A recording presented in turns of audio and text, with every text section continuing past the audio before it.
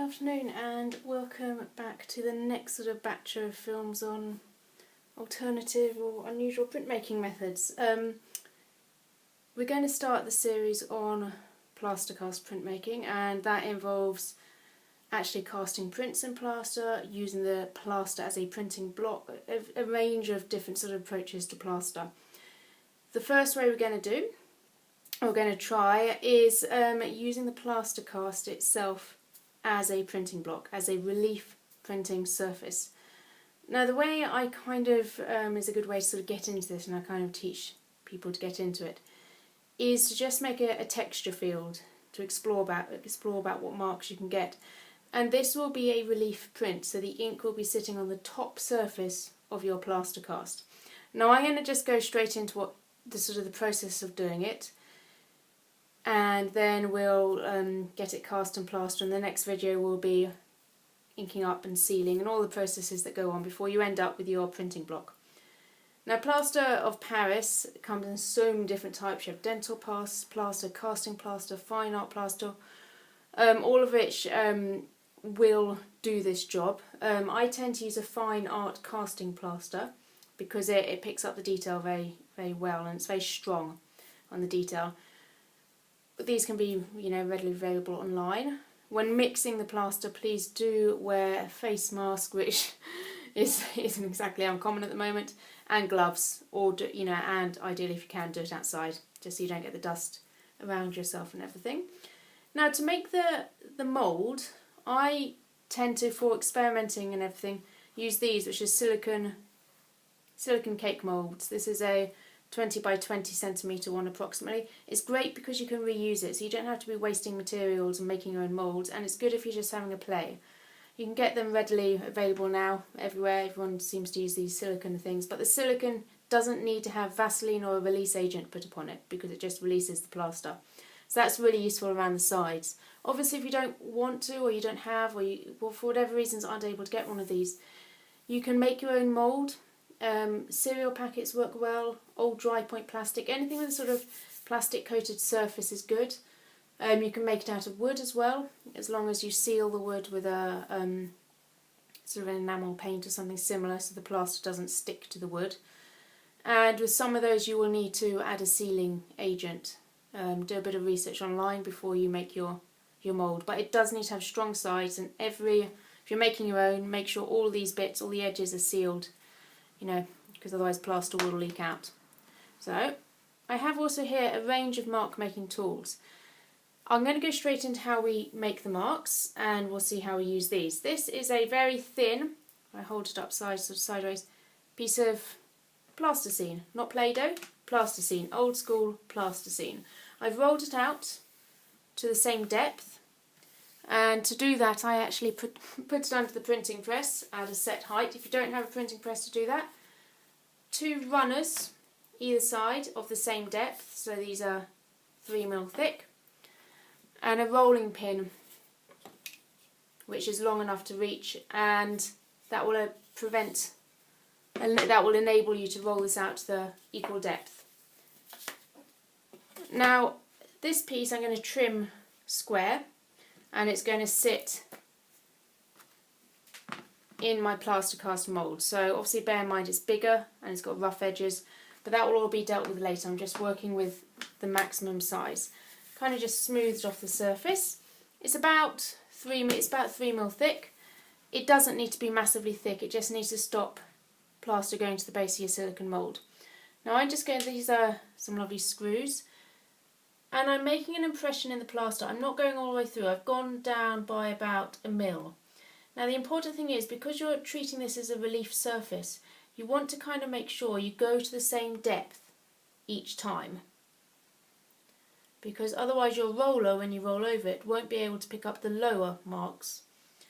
So just, I tend to do it by eye. I'm sure if someone comes up with a really clever way, then please do let me know.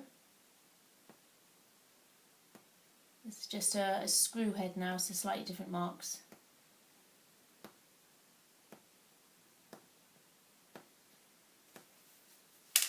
I have a lid of sort of long life milk or orange juice. I'm just rolling that along. Again, I'm trying to stick to the same depth so that the marks are picked up by the roller. Good old spots.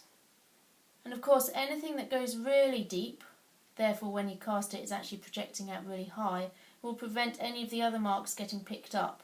Because the roller, when it rolls over, wants all the marks to be the same depth.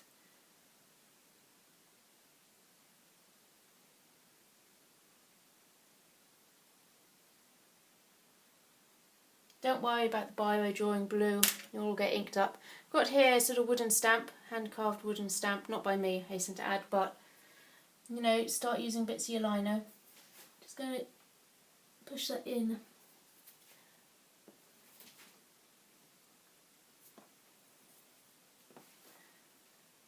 As best I can. Some lovely fish marks there. Pine cone, at the end of the pine cone's always, pine cones in general are very interesting. Obviously you can use the side, dropping seeds everywhere. Scour, you can see I'm literally, this is to show you what can be done. Now I could, for instance, scour is a good example, if I went over my fish with the scourer, you will get a overlay of the marks, but you have to remember the roller will be just picking up the top surface, so it won't be picking up layers. This is a relief print. And one of our daughter's horses. Children's toys have sometimes the most amazing marks. Don't rule them out. Again, a toy car. But I want the sort of the wheels. The wheels have a really nice texture. Some of these marks may not pick up, but again, this is why you do the experiments. A little acorn cup. Get a nice circle. And you see I'm just covering mine because I'm trying to see and demonstrate to you what can be done. Palette knife.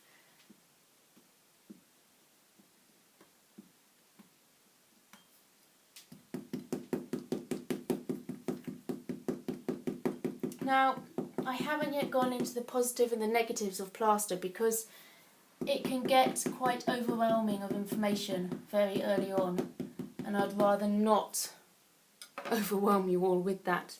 Get another lid. And so I am just going for it, and as we go through the videos, it will become clear. So just kind of almost follow along whilst you're doing your own. Would be my advice. And we'll use that edge actually, that's nice. Another nice edge there. So you need to try and keep your marks as flat, as even as possible. So you're creating a nice same depth imprint. What haven't I done here? Done all that. Oh, the cotton reel. You went, whoa! Oh, we'll use the inside then. Oh, now we've got some nice sort of, the cotton wheel fell apart on me, but we've got a nice wiggly line. Now if you use fine art casting plaster keys, it will pick up a lot of detail. And as I say, it is very strong. Dental plaster is another very good one because obviously it's used to pick up immaculate detail from a patient's teeth. So it will also pick up immaculate detail from these textures. Spoon, where have I got space? Just seeing if we can create some sort of soft marks, smooth surfaces. Okay, move all that. Oh, one last thing for good old sewing grid. Space. Pushed in there.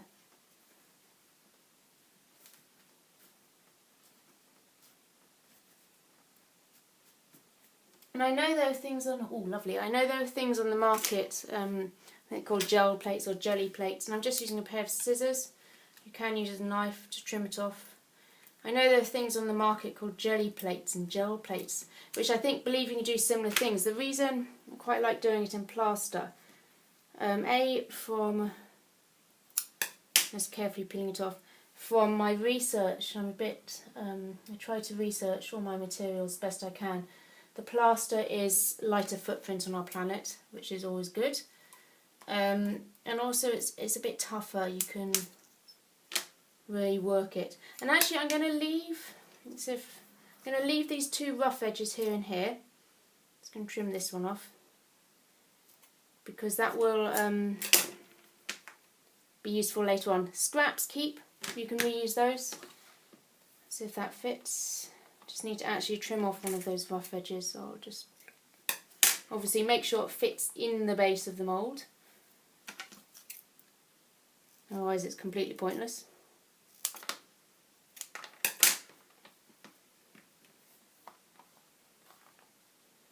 Trim off that bit. And you want it to lay flat in the mould. You don't want there to be any undulations in texture, because then you don't create a flat printing plate. It's really important it is flat, because if you have a sort of, a curve like this, then your roller, when you ink it up, won't be able to pick up the curve. Great. So I'm just gently making sure, feeling, little plaster under it, that is level and flat. Great. Okay. So you can see where I'm at with that. It's just sitting there. I'm not gluing it down. I'm not doing anything like that.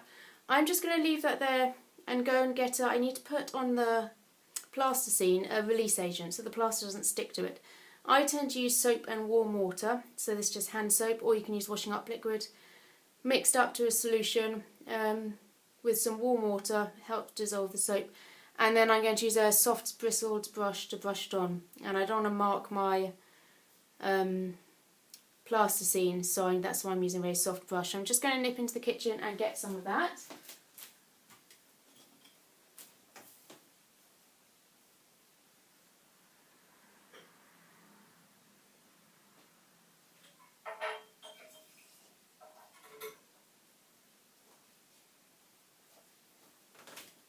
You can obviously use washing up liquid Vaseline.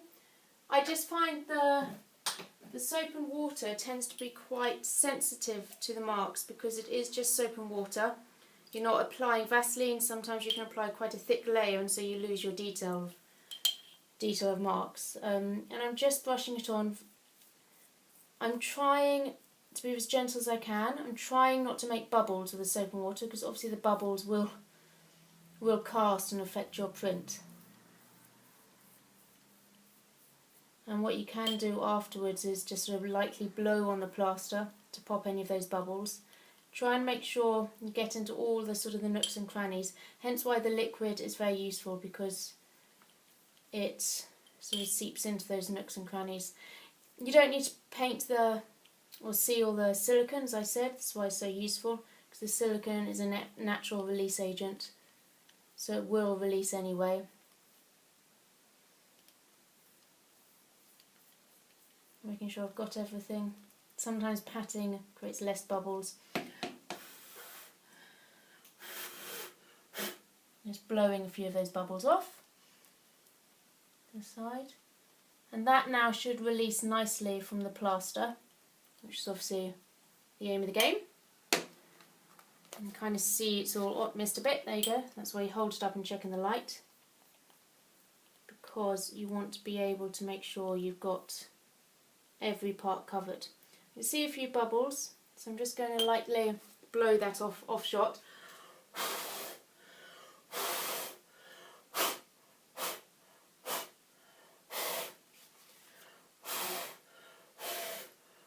Just blowing the bubbles to the side. The other method is to just bash them off.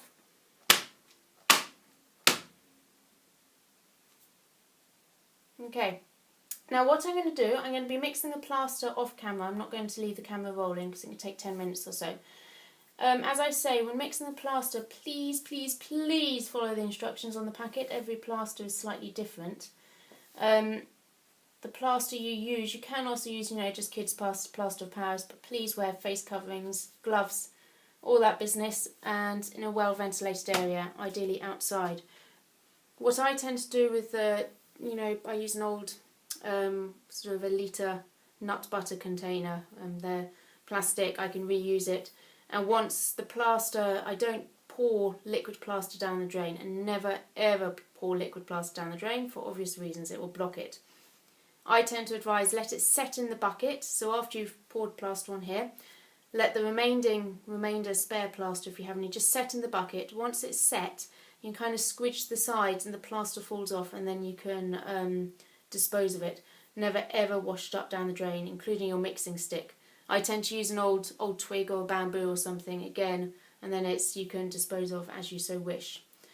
I'm going to cast it to about, I'm really bad at measurements, that's probably about an inch, 2.5 centimetres in depth, because this sort of size, even though it's tough, you want to have a decent depth so that the plaster doesn't risk cracking. And I think that's all about the plaster, and obviously, just sensible things about plaster. Don't stick your fingers in it, all these business, it's all online. Please read the instructions before you go ahead and cast it. It does heat up.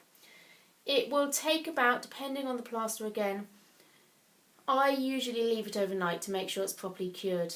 But you can begin to remove your plasticine, the plaster, out of the mould after about 20 minutes. Up to you. Once it's at its soft crumble stage, so after about 20 minutes or so, even though you can remove it out of its mould, it's still quite fragile. So just be careful when taking it out that it doesn't just break in half. And then you should be able to peel your plasticine off. So I'm going to go and do that. The next video will be filmed of me removing the plaster, and then we'll be ready to seal it and ink up and see what we have. Brilliant.